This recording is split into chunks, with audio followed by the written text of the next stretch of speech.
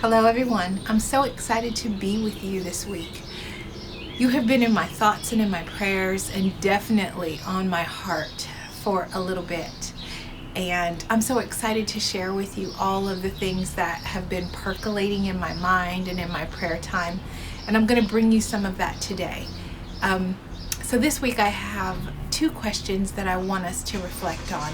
And I'd love to get your feedback from those two questions. The first question is, I want you to think about if God restores your health, if He helps you with anything that you're going through, like food addiction, eating disorders, or just ways in which we abuse our body. If God delivered you from that, what does He benefit from it? I know that's a really tough question, and maybe I'm not phrasing it exactly right, so I'm going to try my very best to explain it. So when I started my weight loss journey and God was bringing me out of food addiction all those years ago, I remember wanting to be healthy and to be free.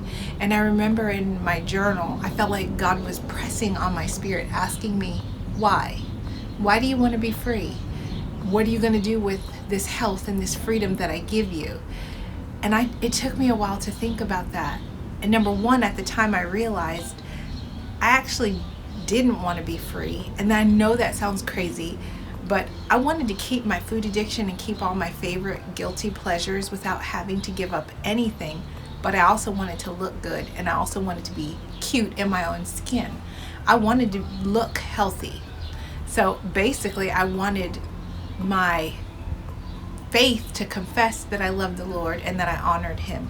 But in my worship time, I was going to continue worshiping food the way I always had. And so that was a harsh reality for me, that I never actually really wanted freedom. I just wanted to look free so that I could look good in my own skin. And so God wanted something much bigger for me. I went to Him and asked Him to set me free from food addiction. And what He did was set me free indeed. He set me free in my mind, in my body, in my spirit. And He made me see Him. And not only did He make me see Him, but during that time He started growing my heart for His kingdom and for His people. And so that's where we are in this process in our journey. So I'm asking you, if God restores your health and gives you all the freedom that you've been craving, what are you going to do with it? Is it for you so you look good on the outside? Is it for you so you feel better in your own skin? Or is there something greater? Like, is there something that you feel like you could do for God's kingdom? Are you all in? Is what I'm asking you. Are you completely in? Are you going to truly allow God to touch your food, to transform your life and make you into what He wants you to be, so that you can live out the Great Commission for your life, so that you can take your health and you can evangelize and you can help to seek and save the lost? Is our health going to be truly for the Lord and we obey Him in the things that we do even when they feel hard? Or is our health really just for ourselves, so that we can take our gifts, take what He's given us, and just do what we're comfortable with, just do enough, just keep it in our families and in our homes, and then we can put on nice clothes and look good?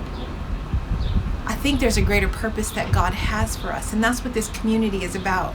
You know, when I thought about the name for the group, actually before it was a group, it was a book. I knew it was going to be called God's Perfect Size, and that took months of prayer to actually get that name.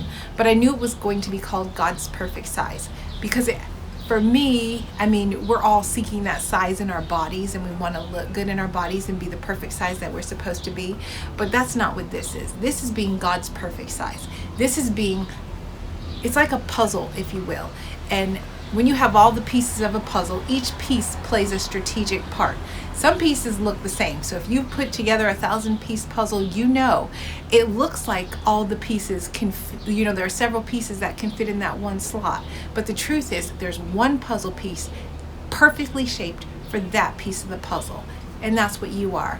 You're that piece of the puzzle in God's kingdom. You are perfectly shaped and sized for where you fit in God's kingdom.